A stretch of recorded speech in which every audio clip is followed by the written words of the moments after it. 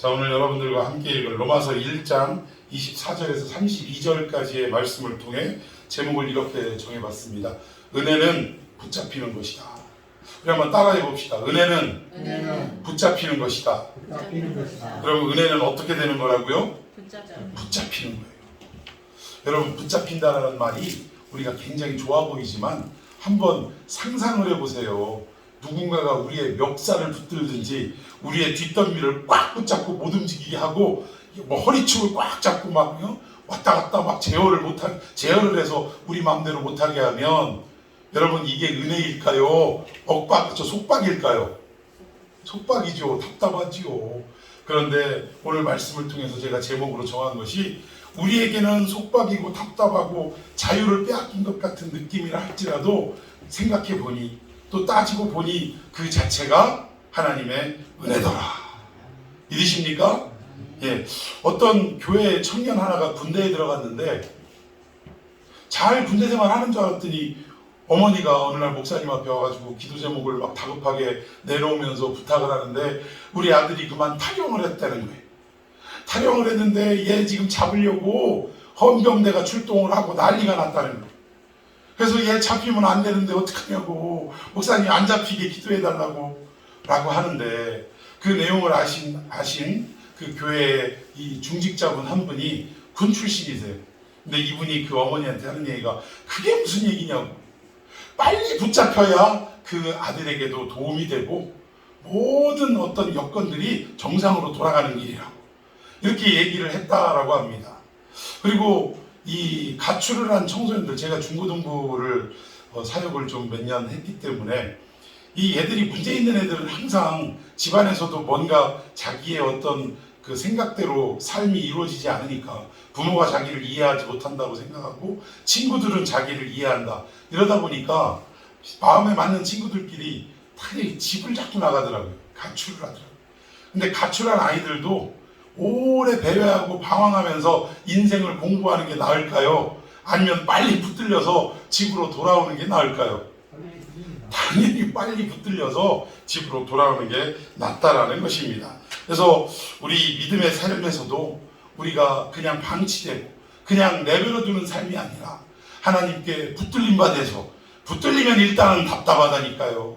그럼에도 불구하고 하나님의 그 능력의 손에, 전능하신 손에 빨리 붙들려서 정말 하나님의 뜻대로 핸들링이 되는 놀라운 역사가 있기를 예수님의 이름으로 축원해 드리겠습니다. 오늘 본문에 보니까 이 짧은 몇 절 안 되는 내용 속에서 내버려 두사라는 단어가 무려 3번이나 나옵니다. 어디에 나오냐면 먼저는 24절에 나오고 24절에 그러므로 하나님께서 그들을 마음의 정욕대로 더러움에 내버려 두사. 우리 아버지 되신 하나님께서 우리를 그 마음의 정욕대로, 그 죄악의 정욕대로 더럽게 살아가는 것을 어떻게 하셨대요? 내버려 두셨대요. 내버려 두셨대. 자, 또 26절에 이 때문에 하나님께서 그들을 부끄러운 욕심에 내버려 두셨으니, 자기들 하고 싶은 대로 그냥 하도록 내버려 두셨다 이겁니다. 그러면서 그 뒷얘기를 보니까 동성애에 대한 얘기를 언급하고 있어요. 또 28절에 보니까 또한 그들이 마음에 하나님 두기를 싫어하며 하나님께서 그들을 그 상실한 마음대로 내버려 두사. 마음에 하나님이 없고 하나님을 잃어버렸는데도 그대로 내버려 두셨대요, 하나님이. 여기에 내버려 두사라는 말이 무려 이 짧은 본문 속에 3번이 기록되더라고요. 도대체 이 내버려 두사라는 말이 무슨 말인가 봤더니 파라디도미, 헬라어로 파라디도미라고 하는데 그 뜻이 항복하다, 포기하다, 넘겨주다라는 뜻입니다. 우리가 우리 죄악 속에 살아가고 돌이킬 마음도 없고 점점 어둠 속에 깊이 빠져들어가는데도 하나님은 우리를 어떻게 해요? 포기하셨다 이거예요. 넘겨주셨대요. 누구에게 넘겨주셔요? 어둠 사탄에게 넘겨주셨다 이겁니다. 오늘 본문의 내용이 이 하나님께서 무슨 의도 때문에, 무슨 생각 때문에 이렇게 내버려 두셨는가, 그리고 이 내버려 둠을 당한 이 인간들은, 이 인생들은 어떻게 될 것인가, 이 부분에 대해서 우리가 좀 살펴보려고 합니다. 근데 여기 내버려 두다, 이 파라디도미라는 헬라어를 히브리어로 이렇게 다시 한번 찾아보니까 동의어가 어디에 쓰였냐면 레위기 26장 25절에 쓰여 있는데 제가 읽겠습니다. 내가 칼을 너희에게로 가져다가 언약을 어긴 원수를 갚을 것이며 너희가 성읍에 모일지라도 너희 중에 연병을 보내고 너희를 대적의 손에 넘길 것이며 하나님께서 지금 불순종하는 말씀을 따르지 않는 이스라엘 백성을 아무리 너희들이 기도하고 매달린다 할지라도 좀 어떡하시겠대요. 하나님이 직접 모든 일을 처리하시고 너희들이 성읍에 모여서 하는 일이 뭡니까? 율법을 읽고 또 어떻게 하는 거예요? 하나님 앞에 기도하는 거예요. 여러분, 이스라엘 사람들은 우리하고 조금 비슷한 게 있어요. 기도할 때 어떻게 기도를 하냐면 앉아서 기도하는 게 아니라 대체로 서서 기도를 합니다. 이게 어디에서 잘 나타나냐면 이스라엘 예루살렘에 가보면 지금도 통곡의 벽이라는 곳이 있어요. 그 통곡의 벽 앞에 유대인들이 모이는 곳이 있고 또 이방인들, 여자들, 아이들이 모이는 곳이 따로 있습니다. 근데 정통 유대인들이 모이는 곳에가 이렇게 딱 비춰보면 그럼 그들이 어떻게 기도를 하냐면 서서 한 다리를 앞으로 딱 내밀고 위아래로 흔들어가면서 기도를 해요. 흔들어가면서 이런 식으로. 근데 성문에 모여서 뭐하냐? 말씀을 읽고 묵상하고 선포하고 또 이렇게 흔들며 기도하는 거예요. 그러니까 모여서 예배하고 기도한다 할지라도 하나님께서 어떻게 하시겠대요? 너희들한테 뭘 보내신대요? 연병을 보낸대요. 연병.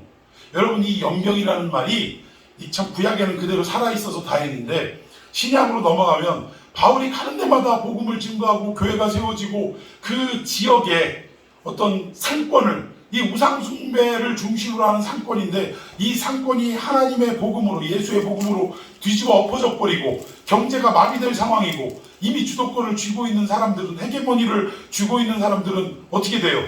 망하게 생긴 거예요. 아니, 매출이 한 1,000만 원씩 오르다가 우상단지 팔고 그 신전에 모이는 사람들한테 뭐 이렇게 돈도 벌고 점도 치고 이러던 사람들이 아니 지금 예수의 복음이 들어와가지고 다 예수 믿겠다고 하고 교회 가겠다고 하니까 이 사람들의 이 그 수입이 점점 줄어들게 생기고 가만히 있겠습니까? 로마 당국에 이 사람들은 이 질서를 어지럽히는 사람이라고 이러면서 고발을 했는데 이때 뭐라고 했냐면 바울과 저들은 뭐라? 옛날 성경, 개혁 성경에는 연병이라. 그리고 바뀐 성경, 지금 개혁은 전염병이라. 이렇게 지금 해석을 했어요. 근데 여러분, 우리 교회 이렇게 보면, 이 썬팅한 걸 보면, 하나는 참평한 교회, 우리 그 교단 마크하고 참평한 교회 전화번호가 있지만, 또 한쪽에는 찬양 선교단의 이름이 써 있어요. 이게 뭐죠? 로이모스 찬양 선교단. 저 말을 그대로 하면 연병 선교단이에요. 연병 찬양 선교단, 전염병 찬양 선교단. 그러니까 이때 바울이 가는 데마다 이 예수의 전염병으로 아주 뒤집어 버리니까 저는 전염병이라, 저는 연병이라 할 때 그 단어가 로이모스라는 로이모스. 그래서 그때 제가 참 젊은 시절에 이 찬양단 운영을 하면서 또 각 교회들, 또 교도소들, 군부대들 또 이런 데 다니면서 이 찬양 집회를 하고 할 때 이 받은 말씀이 이거예요. 가는 데마다 우리가 전하는 말씀과 우리를 통하여 함께 어우러지는 찬양을 통해 어떻게 돼요? 예수로 전염병이 막 퍼져가는 이런 역사가 있게 해달라. 그래서 그때 로이모스 찬양 선교단 해가지고 나이가 좀 어느 정도 들 때까지 계속 이 활동을 해왔는데 뭐 이제 어떻게 하다 보니까 이제 지금 뭐 코로나도 이유가 되고 찬양단들도 뿔뿔이 흩어지게 되고 이래서 중단이 됐습니다만 어쨌든 그런 의미라는 거예요. 아무리 기도하고 아무리 예배를 드릴지라도 하나님이 연병을 보내고 너희를 대적의 손에 넘기겠다. 여기 넘긴다라는 말이 아까 내버려 두사라는 말과 동의어라는 거예요. 또 사사기 2장 14절 한번 읽어봅시다. 2장 14절 시작. 여호와께서 이스라엘에게 진노하사 노략하는 나의 손에 넘겨주사 그들이 노략을 당하게 하시며 또 주위에 있는 모든 대적의 손에 팔아넘기시매 그들이 다시는 대적을 당하지 못하였으며. 예, 하나님 말씀 따라 순종하지 아니하니까 하나님이 진노하셨대요. 이스라엘을 향하여 진노하셨는데 그 진노의 결과가 뭡니까?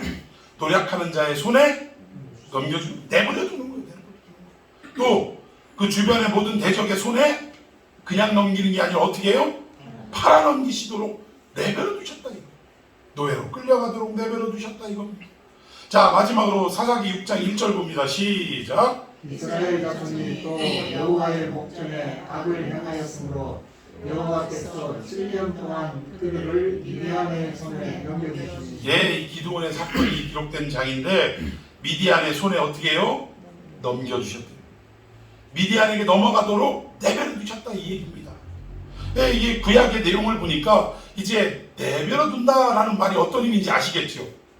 불순종으로 인하여, 범죄함으로 인하여 하나님 앞에 회개하지 않고 돌이키지 않고 그냥 가만히 방치된 상태로 있으니까 하나님이 진노하셔서 이들을 그의 죄의 결과로 어떻게 하신다? 넘겨주신다. 이거 대적의 손에 넘겨주신다. 그리고 어둠 가운데 있도록 내버려 두신다. 이런 의미라는 것을 우리가 알 수 있다는 것입니다. 그러니까 결국 이 단어를 유추해 볼 때 우리도 가끔 그럴 때 있어요. 우리가 하나님 앞에 죄인 줄 모르고 짓는 죄들도 있지만 그러나 이건 아주 극소수라는 거예요. 대부분 우리가 죄를 지으면 하나님이 보시기에 이것이 죄라는 것을 알아요, 몰라요? 다 알고 짓는 거예요. 그런데 이런 죄를 질 때 떨리는 마음으로 짓긴 짓습니다. 이거 이러다 하나님 앞에 크게 한번 호되게 맞는 거 아닌가?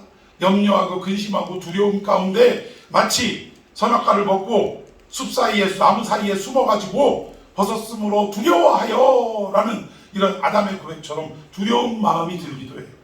그런데 우리 인생에 그 죄의 결과가 나타나지 않으면, 심판이 우리 가운데 나타나지 않으면 그럼 이내 우리 생각이 어떤 마음이 드냐면 하나님이 이 정도는 봐주시는가 보다.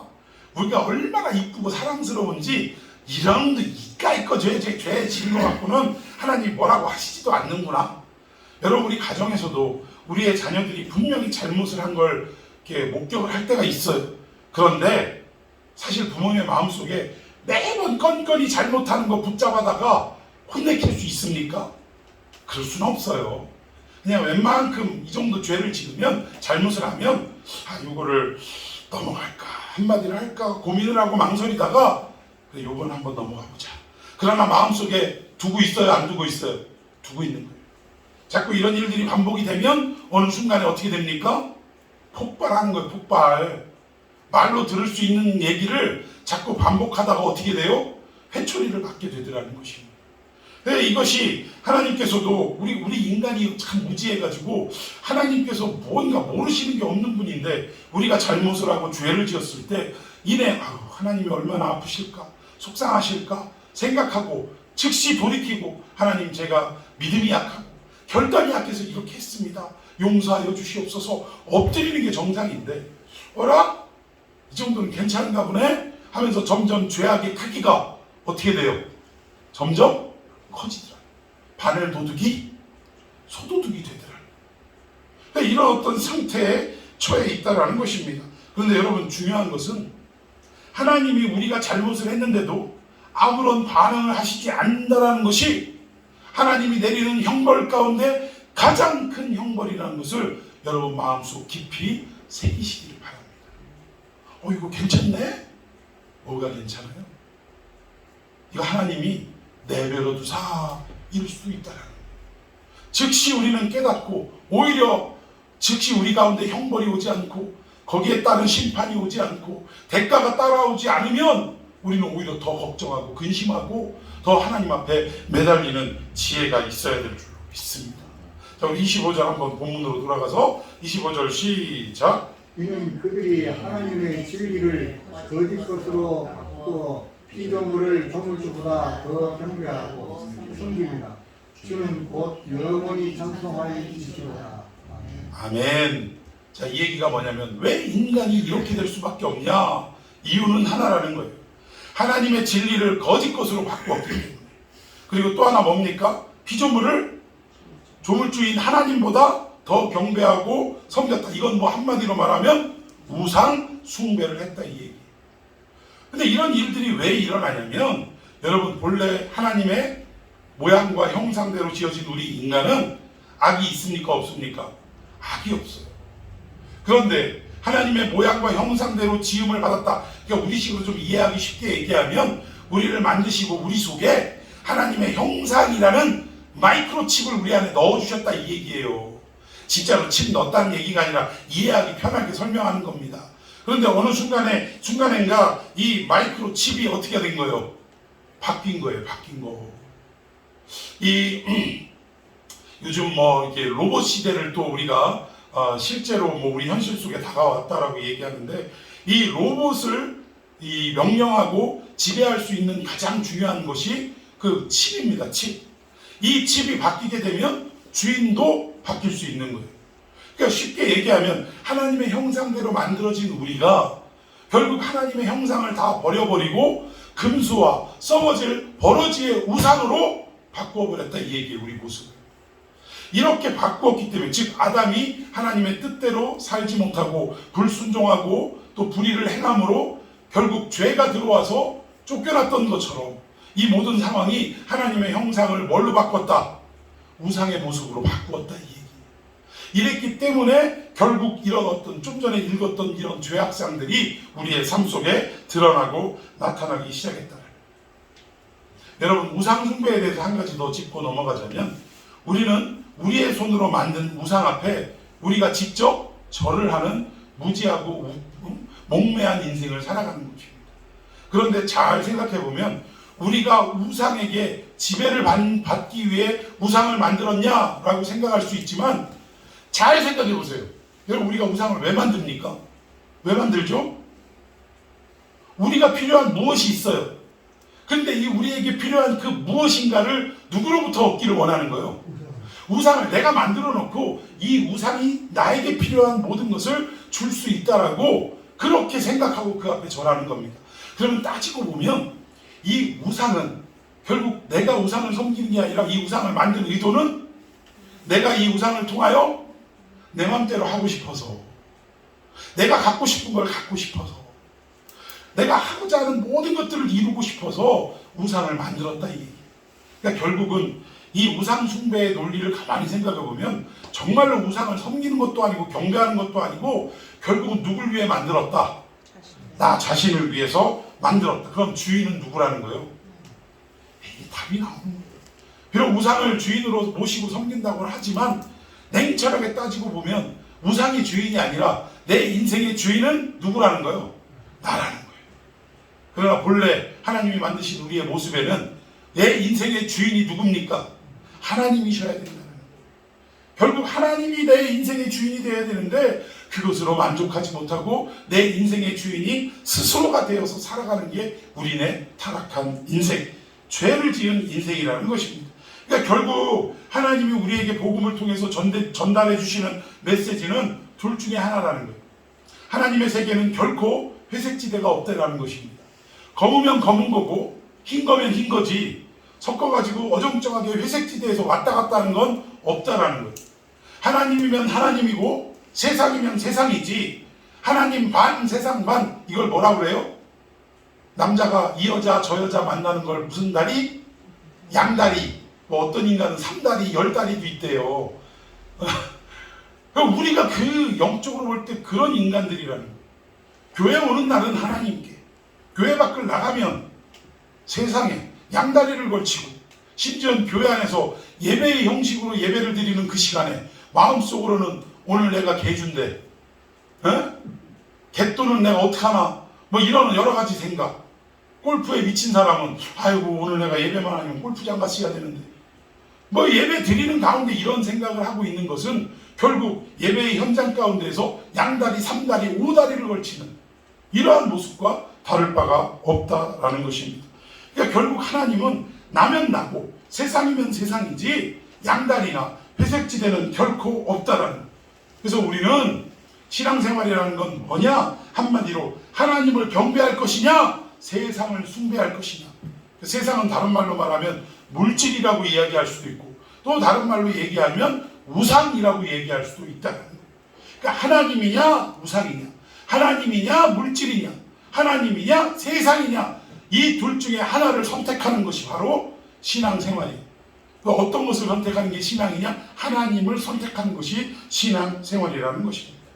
여러분, 우리는 지은 목적이 뭐냐면 영원토록 하나님을 찬양하고 하나님을 경배하고 살아가도록 만들어진 존재가 우리 인간이라는 사실입니다. 그럼에도 불구하고 범죄함으로 말미암아 하나님의 형상을 금수와 썩어질 버러지의 우상으로 만들어버린 게 우리네 현 주소라는 거예요. 제가 지난 주 중에 어떤 그 이단이라고 약간 손가락질 봤는데 뭐 구속사 막 이래가지고 유명해. 그런데 그 한 그 가르치는 선교사라고 하는데 그 강의라고 해야 되나? 성경 공부라고 표현하고 싶지는 않더라고요. 근데 들어봤는데 십계명에 대해서 설교를 합니다. 그런데 십계명에 대해서 참 그래 일리 있어 하는 부분도 의외로 많지만 제일 중요한 건 뭐냐면 여러분 우리가 어떤 그 작품을 만들 때 뼈대가 튼튼해야지 살이 아무리 좋은 걸로 값비싼 찰흙으로 아무리 붙인들 그 뭐 무슨 의미가 있습니까? 뼈대가 온전하지 않으면 아무리 좋은 흙으로 붙여봐야 무너져 내릴 수밖에 없다라는 거예요. 근데 우리 신앙도 이 신학이 건전하고 성경적으로 뼈대가 올바로 세워져 있어야 그 외에 부분적으로 뭐 해석하는 많은 좋은 이야기들, 은혜로운 이야기들이 더 그게 값어치가 있는 거지. 뼈대 자체가 틀렸을 때는 그 붙이는 많은 어떤 수식어나 또 표현하는 해석들이 좋아도 의미가 없다는 거예요. 왜 이런 얘기를 제가 하냐면 결국 우리 인간이 하나님 앞에 이 범죄하고 이렇게 타락할 수밖에 없는 이유를 결국 십계명을 얘기하더라고요. 십계명. 그래서 아담이 타락한 내용을 보면 하나님 외에 다른 신을 내게 있게 말지니라. 근데 이미 마음속에 뭐예요? 다른 신이 들어가 있었다는 뭐 이런 식으로 하면서 마지막에 10계명에 탐심은 우상수, 이게 이웃의 것을 탐하지 말라. 그리고 골로새서에 가면 탐심은 우상숭배니라. 그런데 이 인간이 하나님으로 만족해야 되는데 이 선악과를 먹고 하나님의 자리에 오르고자 하는 탐심 때문에 무너졌다. 이러면서 10가지의 어떤 모든 내용이 아담의 타락 내용과 일치된다라고 하면서 십계명을 어겼기에 물론 글자로는 아직 문학적이 아니죠. 이게 뭐예요? 법문화돼서는 아직 나온 건 아니지만 의미적으로는 십계명을 어겼기 때문에 결국 타락을 하고 이렇게 죄악된 인간이 됐다. 자, 그렇다면 다시금 우리가 돌아갈 수 있는 길은 뭘 하면 돼요? 원리로 따지면 십계명을 온전히 지키면 다시 어디로 돌아가요? 에덴으로 돌아가고 하나님의 본래의 형상대로 돌아간다. 이게 수학적인 개념으로는 맞을까요? 틀릴까요?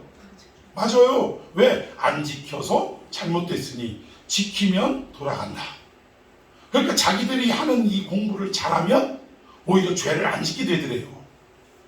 그래서 여기서 왜 이런 일을 하는지 뿌리가 없으니까 뼈대가 부실하니까 아무리 살을 붙여도 무너질 수밖에 없구나. 여러분 십계명 잘 지키면 구원을 받는다는 걸 누가 몰라. 율법을 우리에게 주실 때 율법을 다 지키면 구원을 얻어요 못 얻어요? 못 얻어요. 구원을 얻죠. 근데 문제는 뭐예요? 율법을 다 지킬 인간이 없다는 게 문제예요. 우리가 십계명을 온전히 지킬 수 있는 능력이 없다는 게 문제라니까. 그런 얘기는 누가 못해요? 예? 십계명 지키면 구원받아. 이 얘기는 누가 못하냐고. 근데 우리 안에는 이걸 지켜낼 자질이 없어요. 자원이 없습니다.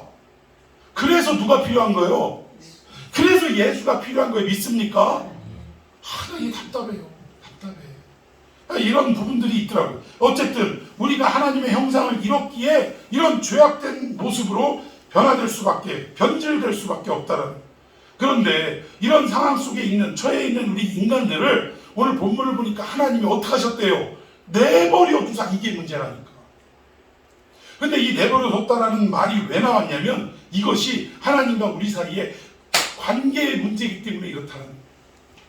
여러분 학교 앞에 지금도 있는지는 모르겠습니다만 애들 등굣길 하굣길에 꼭 애들을 발길을 붙잡는 것들이 있어요. 문방구 앞에 여기 뭐 쪼그랗게 해가지고 오락기계 같은 거 뭐 이런 거 놓고 애들 그 쭈그리고 앉아가지고 거기다가 막 눈구녕을 막 이렇게 들이대고선 막 둘러대면서. 지금도 이런 거 있나요? 있어요? 애들이 거기 가서 시간 가는 줄 모르고 학교 가야 될 상황인지도 모르고 그거 하고 있다는 거. 그런데 우리가 어느 순간인가 길을 걸어가다가 한 10시가 됐는데 문방구 앞에서 애가 막 이러고 있는 거예요. 그럼 우리는 지나쳐요? 아니면 걔를 붙들고 상담을 하면서 학교에 가야지 이러면 되겠니? 이럽니까? 어떻게 해요? 지나쳐요? 붙잡고 얘기해요. 내버려 둡니다. 왜 내버려 둬요? 두 새끼가? 네 새끼가? 아니니까. 근데 이거 하고 있는 놈 뒤통수가 어디서 많이 보던 놈이요. 맨날 보던 놈이요. 그러면 여러분 아무리 바빠가지고 막 길을 가다가도 이게 내 새끼라는 걸 확인이 되는 순간 어떻게 해요? 이거 뒤통수 뒷덜미 잡아요, 안 잡아요? 잡고 어디로 가요? 학교로 가야지. 무슨 말이냐? 내버려 둔다라는 의미 속엔 하나님과 범죄한 우리의 관계성을 지금 얘기하고 있다는 거예요. 우리가 하나님의 자녀가 아니면 하나님은 어떡하셔요? 내버려 두시는 거예요. 근데 우리가 하나님의 자녀인 순간 어떻게 됩니까? 우리를 붙잡으시더라 이거예요. 오늘 이 복음이, 오늘 본문에서 나오는 이 말씀의 핵심이 뭐냐? 하나님 앞에 붙들려야 된다 이 얘기예요. 왜? 붙잡혀야 우리 인생이 편해서 잘 풀려서 그게 아니라 그래야만 하나님과 나가 무슨 관계라는 거예요? 아버지와 자녀의 관계라는 것입니다. 여러분 믿습니까? 아무리 내가 오락하고 있는데 나를 방치해두고 그냥 지나치신다면 나는 어떻게 되는 거예요? 하나님과 나 사이가 아버지와 자녀의 관계가 아니라 이 얘기예요. 나 잘못하는데 하나님이 내버려 두시고 봐주셔? 좋아요? 참 이게 정신없는 사람들의 모습입니다. 결국 이 모든 타락한 인류의 문제가 뭐였냐면 하나님과의 관계 문제였다라는 거예요. 관계 문제. 자, 우리 제일 무서운 게 하나님의 형벌 중에 무서운 게 내버려 두는 게 제일 무섭다. 오히려 붙잡히면 답답하고 참 이게 내 맘대로 못하니까 속은 상할지 모르지만 그래도 붙들린 게 행복인 줄로 믿습니다. 자, 우리 계속 본문 넘어갑시다. 26절.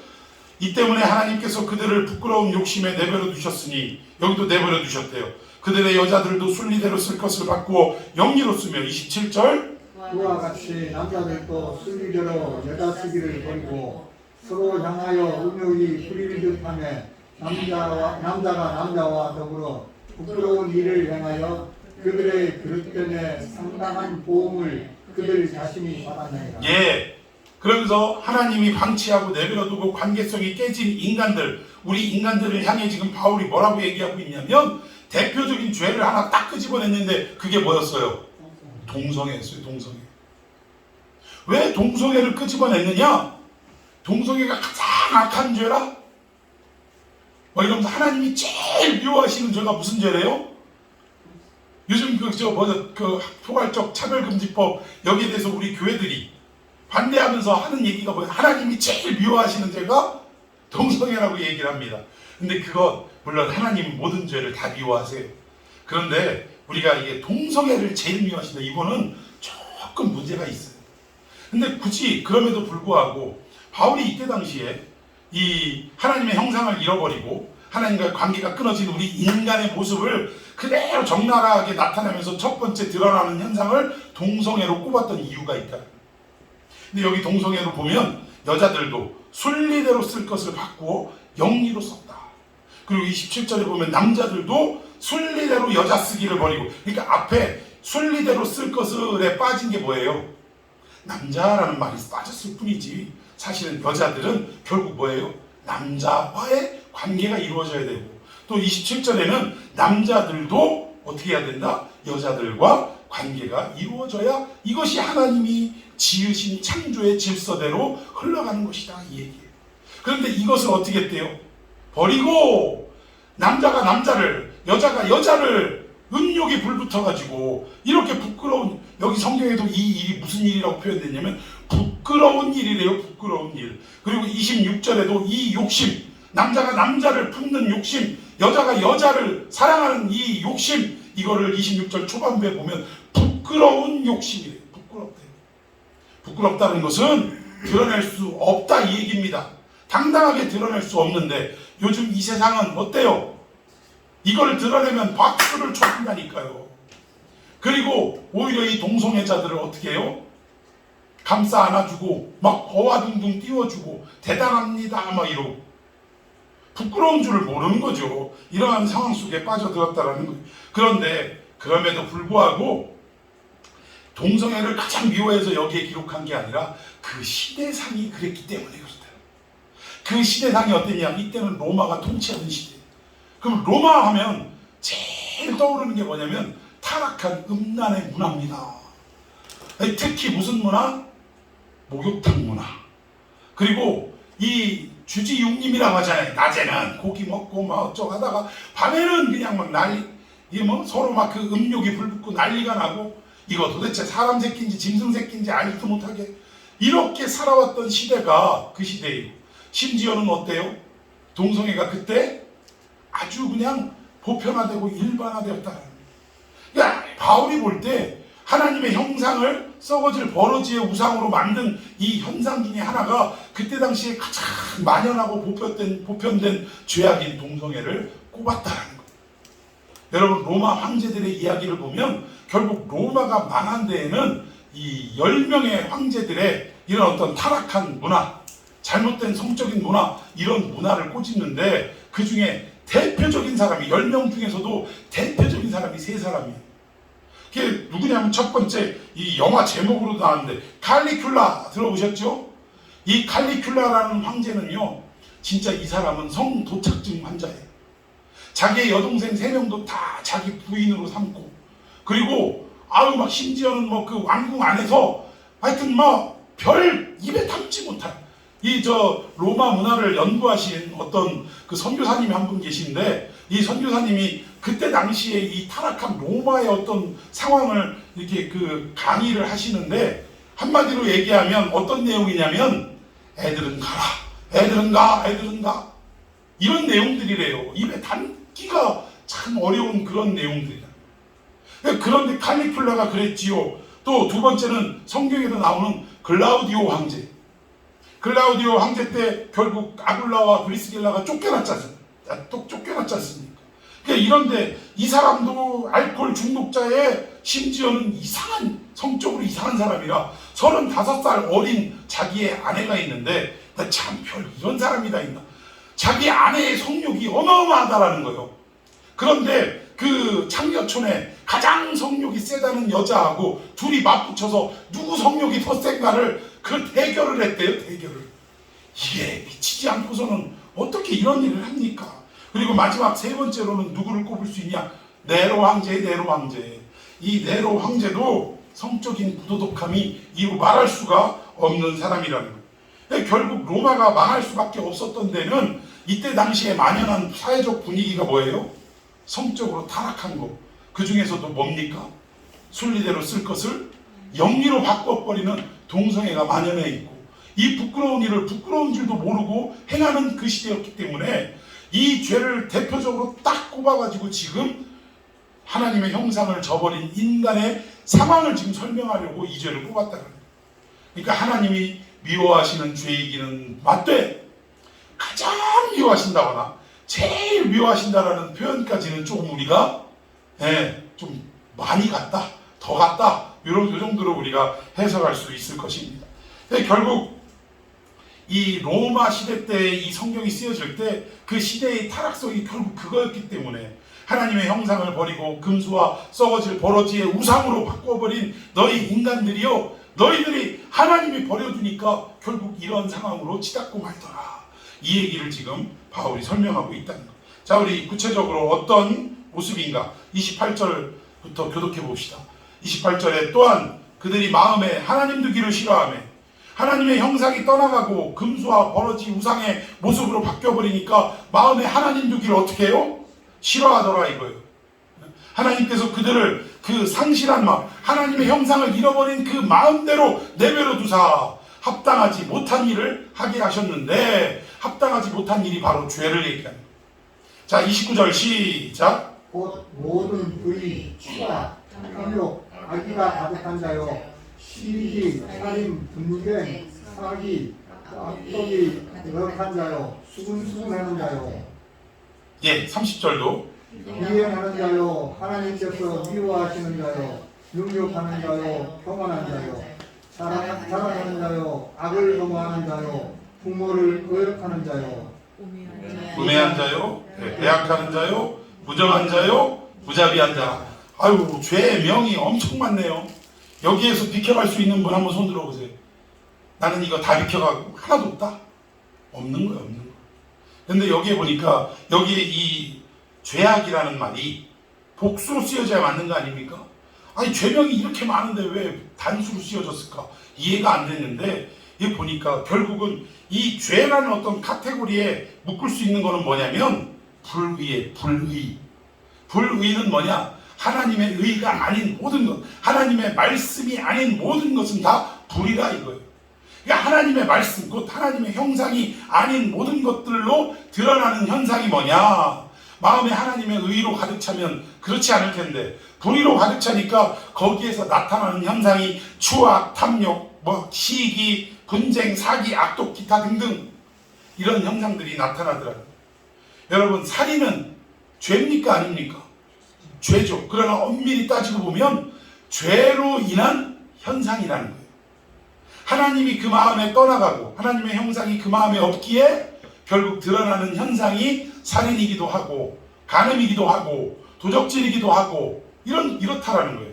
여러분 이해가 가시죠? 그래서 여기에 가장 근본적인 죄는 뭐냐? 모든 불의, 하나님의 의가 아닌 하나님의 말씀이 아닌 이것이 바로 죄 중에 죄라는 거예요. 그건 하나님의 불의, 이 모든 불이라는 것은 다른 말로 더 축약해서 말하자면 결국 뭐냐? 하나님과 우리 사이의 관계가 끊어진 거예요. 하나님과 우리 사이의 관계가 끊어진 것이 바로 불의요, 이것이 진정한 죄라 이거예요. 예수님도 오셔서 그러잖아요. 죄는 죄라 하면 나를 믿지 아니하미요.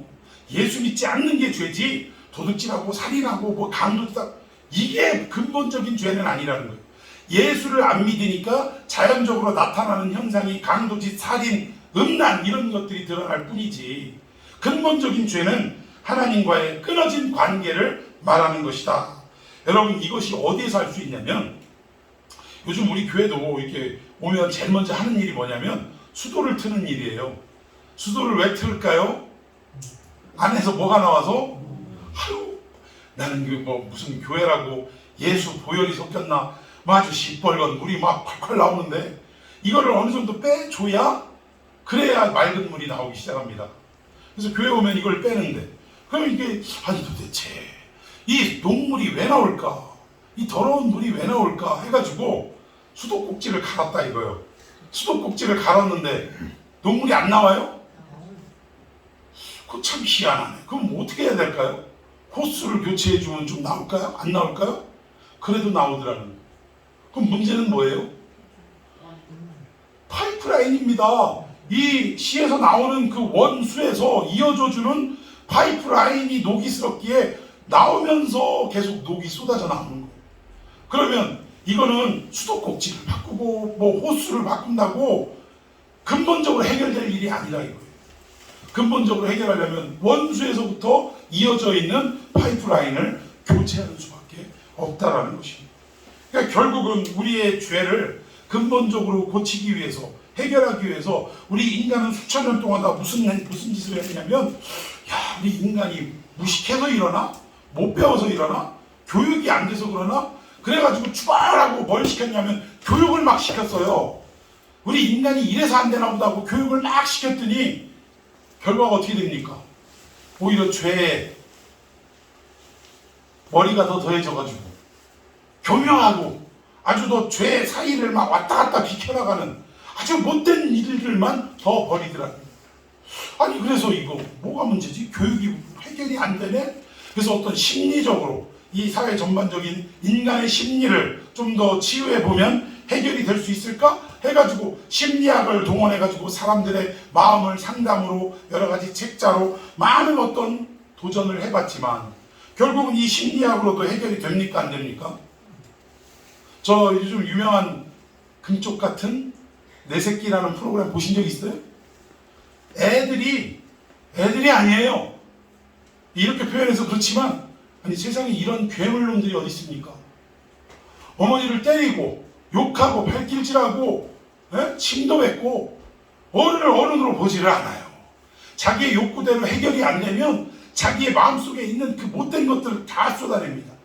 너 청년이나 되면 그렇다고 하지만 세상에 이 초등학교 다니는 어린 놈들이 벌써부터 그런데 이것을 오은영 박사라고, 이 아주 지금 유명한 분인데, 이 오은영 박사가 여러 가지 심리학을 동원을 하고, 이 아이의 심리 상태가 어떻고 어머니의 심리 상태는 어떤데, 이래가지고 뭐 고쳐보려고 애를 쓰고 하다가 증세가 좀 좋아지기는 좋아져요.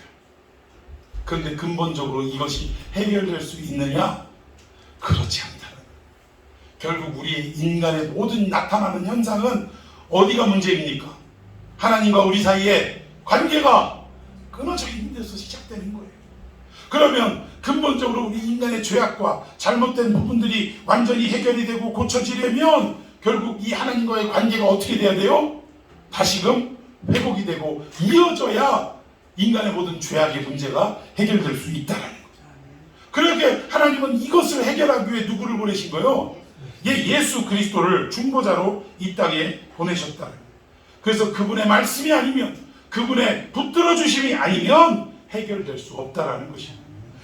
아무리 교육을 하고 심리학적으로 많이 동원을 한다 할지라도 하나님이 말씀하지 않으시면, 하나님이 긍휼히 여기시지 않으시면, 예수 그리스도가 아니면 이 모든 문제를 해결할 방법이 없다라는 거예요.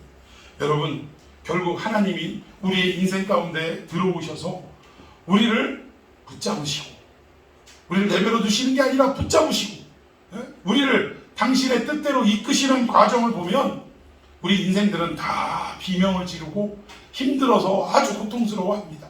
대표적인 케이스가 바로 야곱입니다.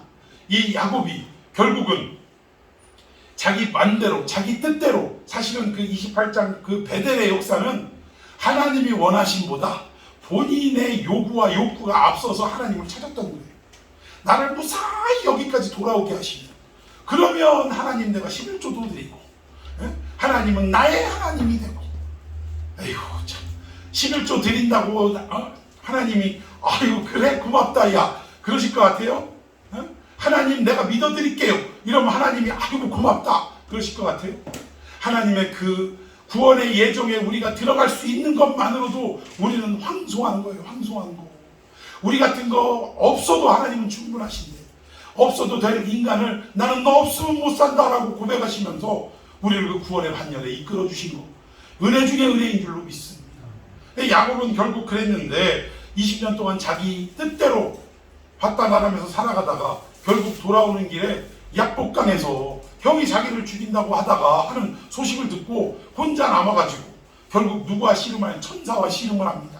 말이 천사지 이분은 하나님이세요. 하나님과 씨름을 하다가 결국은 자기 뜻대로 고집대로 끝까지 우기다가 어디를 두드러 맞아요? 환도뼈를 두드러 맞게 됩니다. 그리고 그는 그 이후로 일생 동안, 평생 동안 다리를 쩔뚝쩔뚝 절게 만들어졌다라는 거예요. 그런데 이 약복강의 사건을 기점으로 결국 하나님이 이제는 야곱의 인생 속에 어떻게 하시겠대요? 개입해 들어가시겠대요. 지난 20년 동안은 하나님이 도와주시기도 하고 그랬지만 하나님의 뜻대로 야곱을 감권적으로 이끌어주시는 삶의 개입은 없었다. 지 욕심대로, 지 하고 싶은 대로 다 하도록 그냥 방치해 두셨다 이겁니다. 그런데 약복강 사건을 기점으로 그의 인생에 뛰어들어서 이제는 네 맘대로 살아가는 거 용납 못하겠다. 내 뜻대로 살아야겠다. 이렇게 하시면서 그를 잡고 핸들링을 하시고, 심지어는 딸의 디나의 그 못된 짓을 당하면서도 마침내 어디로 올라가게 하십니까? 약속의 땅 베델로 올라가게 하시더라는 사실이. 그리고 그 땅에 흉년이 와서 마침내 이 요셉을 잃어버린 후에 온 식구가 요셉을 만나서 돌아가서 바로를 만났는데 제일 먼저 한 일이 뭐예요? 그 앞에 가더니 머리 위에 손을 떡하니 얹고 안수 기도를 해주면서, 바로가 기가 막힌 거지. 그래서 대뜸 하는 소리가 너 몇 살이냐? 라고 하니까 135세 내 조상들의 연수에 미치지 못한다. 그러나 내가 이 시간을 험악한 시간을 보냈다. 여기 험악한 시간은 산전, 수전, 공중전, 수중전 다 겪었다 그 얘기가. 하나님이 붙드는 그 시점부터 내 인생에 뭐가 찾아온 거예요? 험악한 경로가 찾아온 거예요. 왜? 내 뜻대로 못하고 주인의 뜻대로 살아가려니 쉬워요 안 쉬워요? 요즘 개는 훌륭하다라는 프로그램 보면 버르장머리 없이 키운 개가 항상 말썽을 부리는데, 이 강영욱 훈련사가 가가지고 이 개를 억압하기 시작하고 목 조르기 시작하고 끄잡아 당기기 시작하면 이 개는 한동안은 어떻게 됩니까? 미친 듯이 울어대고 덤벼들고 지저대고 이러다가 이내 자기가 할 수 없음을 깨닫는 순간 어떻게 돼요? 훈련사 앞에 순한 양이 돼서 가자는 대로 따라가고 톡 땡기면 바로 터내가지고 따라오고 이런 인생이 아니라 견생이 되게 되었다는 거예요. 여러분 지금 야곱이 한 얘기가 그 얘기입니다. 하나님이 나를 내버려 두셨을 때는 너무나 내 마음대로 살아갔던 인생인데 이게 행복인 줄 알았는데 알고 보니 하나님이 내 인생에 개입해서 나를 붙들 때는 험악한 세월인 것 같지만 결국 마지막에 가서 깨달은 게 뭐예요? 이 시간이 가장 은혜로운 시간이었다. 이걸 야곱이 깨달았다라는 것입니다. 여러분 다윗도 제가 지난 수요일에도 말씀드렸지만 23편 시편 23편에 여호와는 나의 목자시니 내게 부족함이 없다라고 했는데 그의 일생을 보니까 부족한 게 있어요 없어요? 엄청 아예 부족함 투성이에요. 아주 그냥 이런 상황인데 그럼에도 불구하고 내게 부족함이 없다라고 고백할 수 있었던 것은 그가 왕으로서의 고백이 아니라 한 성도로서의 고백이었다. 내가 내 인생 내 마음대로 살아갈 때 정말 모든 것들이 다 편하고 뭐 부러울 게 없는 인생인 것 같았는데 막상 하나님이 내 인생에 딱 개입하시고 내 삶을 핸들링 하시는 순간부터 육신적으로는 힘들고 어렵지만 그러나 사망의 음침한 골짜기 같은 그 시간 속에서도 오히려 목자와 더 밀착하게 되고 그 사망의 음침한 골짜기에서만 자라는 그 맛 좋고 영양 좋은 꿀을 먹게 되므로 이 양이 어떻게 돼요? 성장되고 성숙되더라. 그래서 내게 부족함이 없으리로다 라고 고백을 했다라는 것입니다. 결국 다윗도 뭐예요? 왕으로서의 성공한 인생이 아니라 한 성도로서 성공한 인생임을 이렇게 고백하고 있다라는 것입니다. 여러분 하나님께 붙잡힌 인생은요 한마디로 얘기하면 고난의 길입니다. 결코 꽃길이 아니에요. 하나님께 붙들리면 하나님 뜻대로 살기가 쉽냐 이 얘기예요. 하나님이 원하는 대로 우리를 끌고 갈 때 우리가 과연 룰루라를 하면 따라갈 수 있겠냐 이겁니다. 고난의 길이고 한숨이 나오는 길이지만 그럼에도 불구하고 결국은 주님의 그 손에 붙들려 살아가는 그 인생이 결국 뭐예요? 가장 은혜로운 길이고 복된 길로 마무리되어진다는 것입니다. 여러분 오늘 우리가 살아가는 삶이 힘들고 어려울 거예요. 그 어느 때보다도 이 코로나 때문에 더 어렵고 더 힘들고 경제가 무너져서 더 괴롭고 고달픈 나날들을 보낼 텐데 그러나 이 모든 삶이 누구의 손에 붙들려 있는 상태예요? 하나님의 손에 붙들려 있는 상태예요. 여러분 결국은 우리 끝은 제가 지난 수요일로 말씀드렸지만 우리 끝은 이렇게 고생만 지질이 하다가 끝나는 인생이 아니라 결국 하나님으로 인해 만족을 얻고 기쁨을 얻고 행복을 얻는 삶으로 마무리될 줄로 믿습니다. 이 믿음을 가지고 우리가 힘차게 살아가는 역사가 있어야 될 줄로 믿습니다. 오늘 제목을 다시 한번 우리가 선포하고 함께 기도했으면 좋겠습니다. 은혜는 붙들린 것이다. 다시 한번 은혜는 붙들리는 것이다. 하나님의 능력의 손에 붙들리는 저와 여러분이 되기를 예수님의 이름으로 축원해 드리겠습니다. 자 우리 말씀 붙들고 하나님 기도하십시다.